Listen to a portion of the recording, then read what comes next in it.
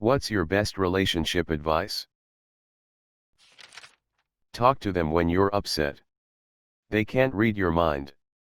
If you hold all your negative thoughts inside, it will just make you feel bitter about everything until it stops working. Find someone who you can go on vacation with.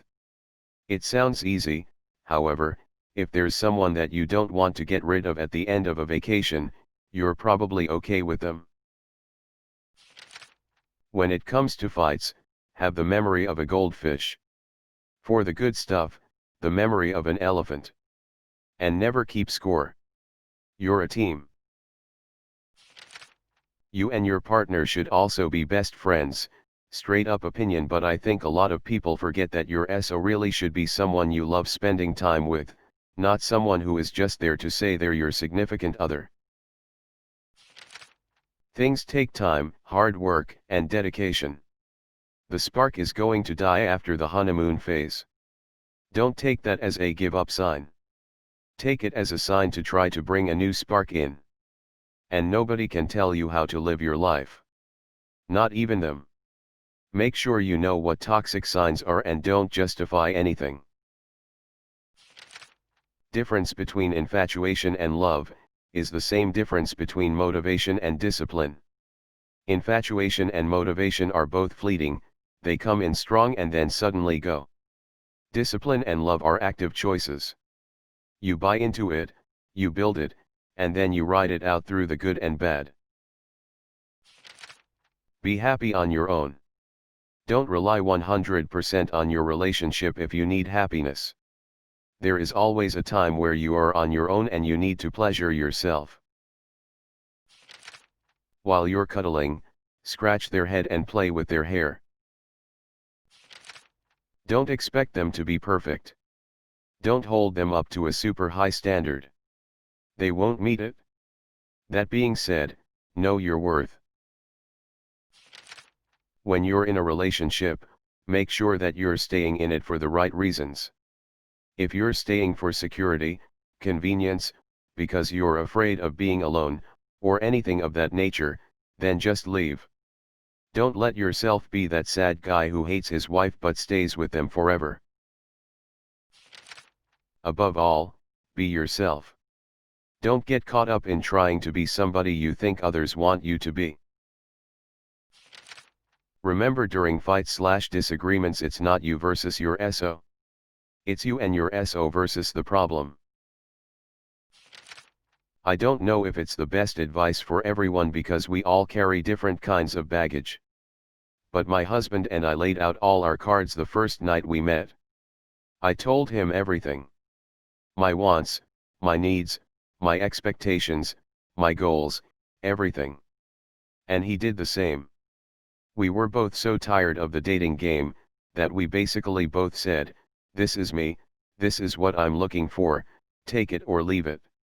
We were so honest with each other that we left the date feeling like we've known one another forever. We celebrate 5 years together this December.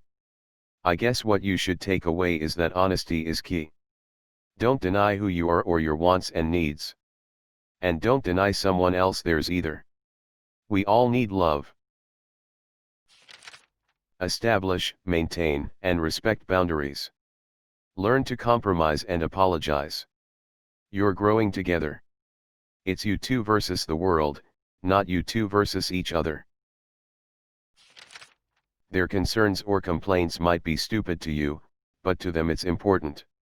That thing they are complaining about that you think is silly is not silly to them. Leaving a spoon in the sink may seem trivial to you, because you would do all the dishes in the world for that person, but they are interpreting the spoon in the sink as not giving a shit. Their perspective is their reality. Regardless of whether you think it is stupid and a bad perspective. Do with that information what you will. Either you need to adjust your behavior to be more conforming to their preferences, or you need to accept that their preferences are too unreasonable. Don't just say, "Your feelings are dumb," and think you've won an argument. There are only two solutions to the problem. You fix your behavior to meet their needs, or they have to adjust what their needs are. People are unlikely to change their needs. Most dating experiences and relationships don't work out, and that's okay. Most of the time, it has nothing to do with you or the other person not being great, or needing to improve in any way, it's just not right. It's like spaghetti and ice cream, both are delicious, but not together. Spaghetti needs to find some bolognese sauce, and ice cream needs to find some hot fudge. If you're not feeling it with someone, you don't need any excuse to leave. If you want out, you can go at any time. As long as you tell the other person in a way that shows you're a decent person, be calm, don't criticize them, be decisive, and respect their privacy, you're fine. In the same vein, don't try to stick with something when you're just not feeling it, just because you think the other person is great, or the best you'll ever do, or it's better than being single. Don't try to change yourself to please the other person and get them to like you more. However, learning to compromise is different, and this is important. And if you feel like someone is sending you signals that they might want out, often misconstrued as mixed signals, just make it easy for them and go. It may make you feel like shit to break it off with someone who will likely find it a relief you took care of the dirty work, or only wants you when they feel like they can't have you. It's better for everyone that you free yourself to find someone better. Ice cream, go find your hot fudge. Know each other's love language, as everyone is different in what ways make them feel loved. Got a crush on someone you fancy? Yesterday was the best day to tell them. You never know if they could go missing and never be found again. Make sure they have a good mattress and not a taco bed. Relax, share, and trust. Be open, honest, and flexible, willing to learn as you go, and adapt to each other's needs and interests. If you can't make yourself happy, they won't be able to make you happy either. Decide to invest effort into the relationship, and if your partner does not reciprocate, then wait for someone who wants to work with you to create a successful partnership. Seriously take into consideration that the person you are falling in love with is a being who is always changing. Your wavelengths may be in sync with each other now, but be watchful for when you're growing at different speeds. A good partner will never stop growing, and you'll want to grow together. Someone who is exactly the same on all levels of spirituality and all other fronts as well, should be approached with caution. We're meant to never seize up and stand still. For those who have been together for a while. Frock first. Going out for dinner? To a party? Anywhere that you'll get home kinda late, but think hey it would be fun to get late after this? Frock first. Then when you can go to bed like you really want, or, best case scenario, you get to frock again. Trust your instincts. If you're with someone that is regularly making your life more worse than better, leave. Edit.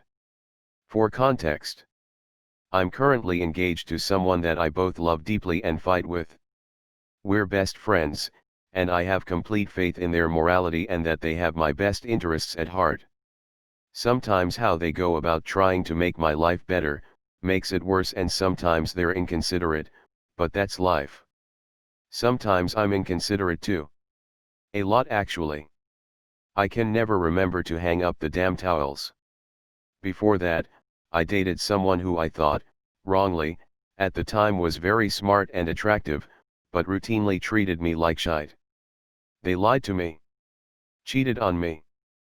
I've also dated people who, while not /bad/ didn't make me laugh, and whom I never felt I could trust.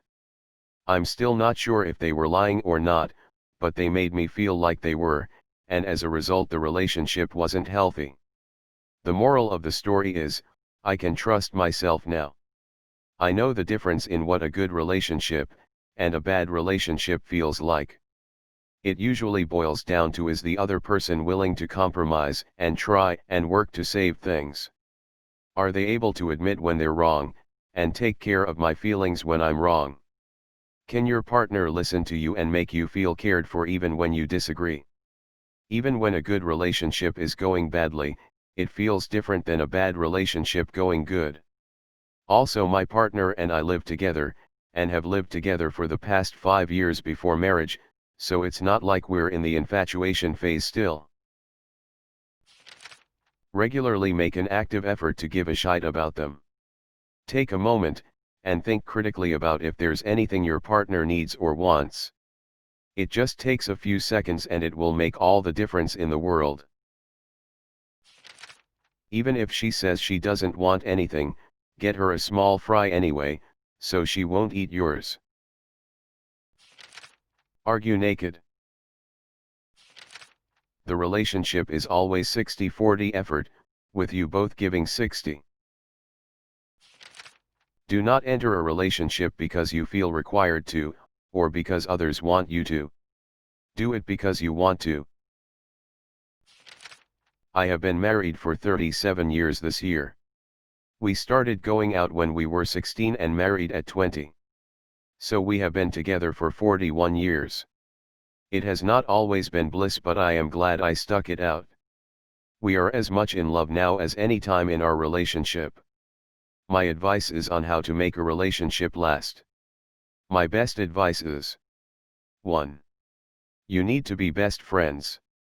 You need to enjoy being together even when you are not having sex, thinking about having sex, looking forward to having sex, etc.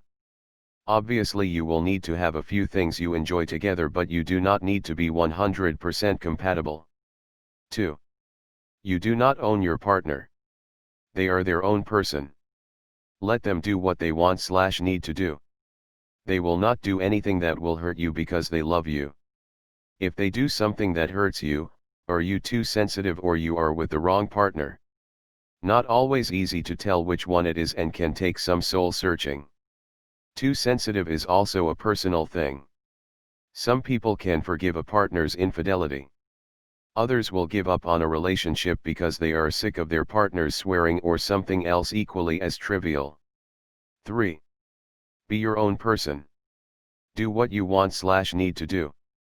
Remember, you are with your best friends, so they appreciate you for what and who you are. They may not like everything you do, but they accept that this is you. If they do not, they need to see point 2. 4. As you grow older, you need to accept that you will change and your partner will change. If you are lucky, the new, older, more mature you and your partner remain best friends, with benefits. 5. Don't take anything too seriously.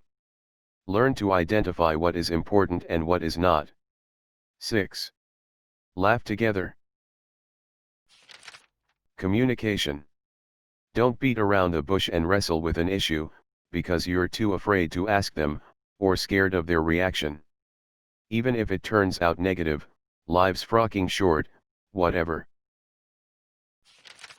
Start farting around her ASAP.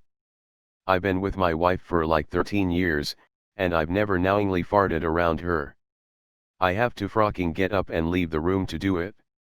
It's been going on for so long, that it would just be so damned awkward if I started doing it now. I done frocked up. Couple therapy doesn't spell the end of things. It can be the beginning of something amazing and teach you great things about your partner in a safe space. Admit you're wrong when you are. When there's a conflict, stand your ground, but not so much that you're not open-minded to your partner's ideas/point of view. Lastly, do not go to bed angry at each other. Do not rush things. Learn everything there is to know about your SO before taking things to the next level. If you aren't compatible, it's better to find out before you live together, marry, or have kids. Be yourself and try not to be afraid or insecure. Never cheat. Just be a loyal person and have faith. I don't want to do what others did to my girlfriend in the past. And I know she is loyal to me too. Before you do something, ask yourself, how will I feel if my SO did this? If you wouldn't like it, don't do it. There isn't someone out there for everyone. You need to be comfortable with being alone. This means setting goals and achieving them. Even if no one finds you attractive, at least you can still be fit, healthy, have a career and be wealthy enough to pursue your hobbies and travel. If you're this person, i.e. someone no one else finds attractive, then pursue life and your goals for yourself. You can find immense satisfaction alone, outside of a relationship. Eventually someone may find you attractive, but even if no one does, you can still live a very full life. Never stop working on yourself. No matter how much you love someone, never put your future on hold, never stop learning or stop growing.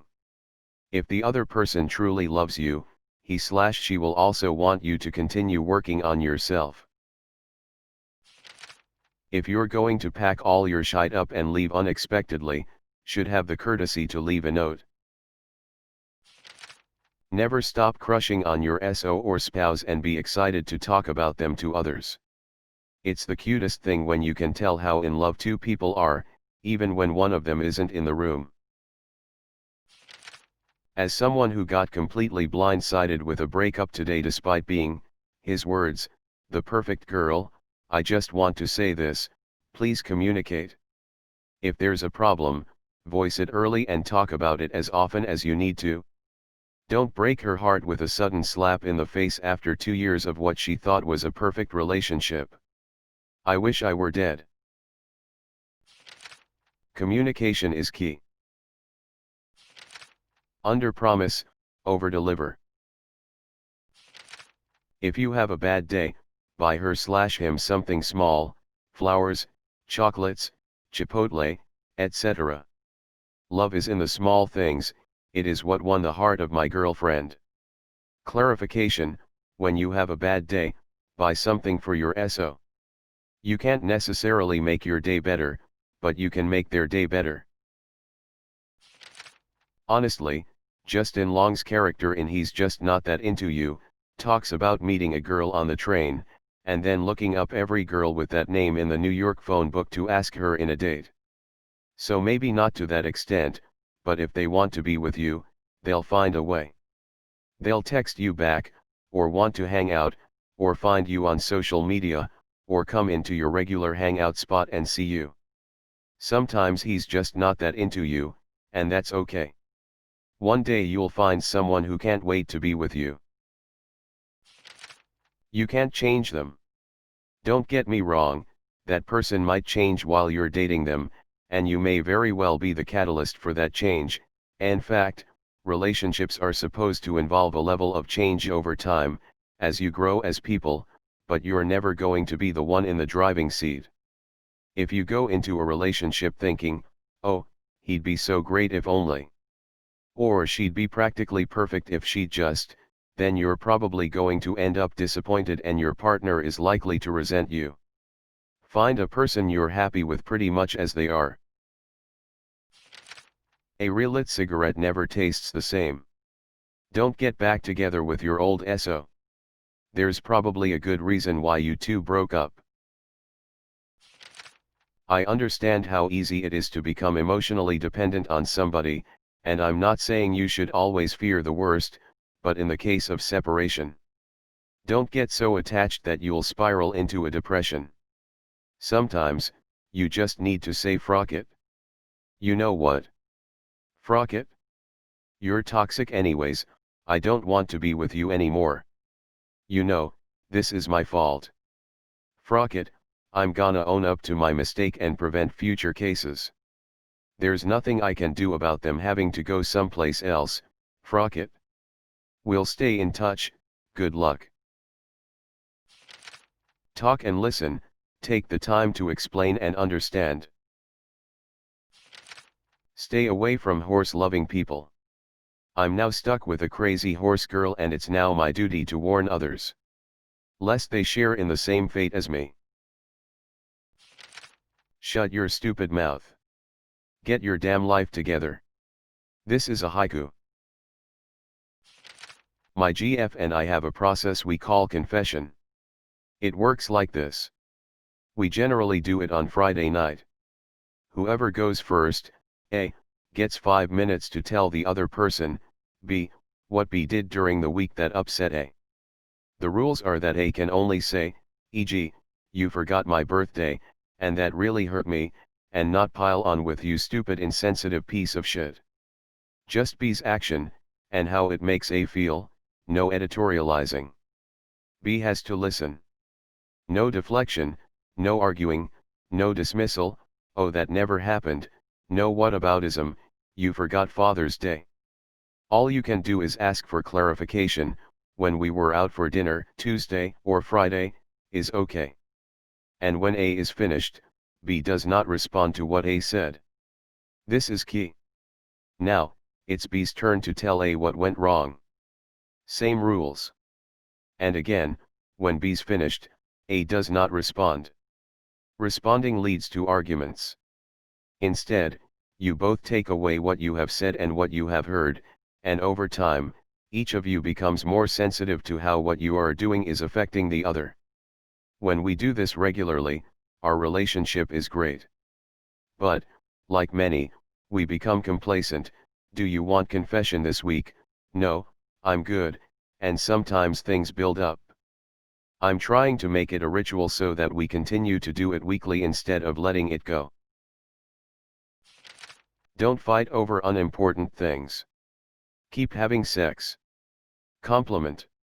Say thank you. Forgive. Don't give ultimatums.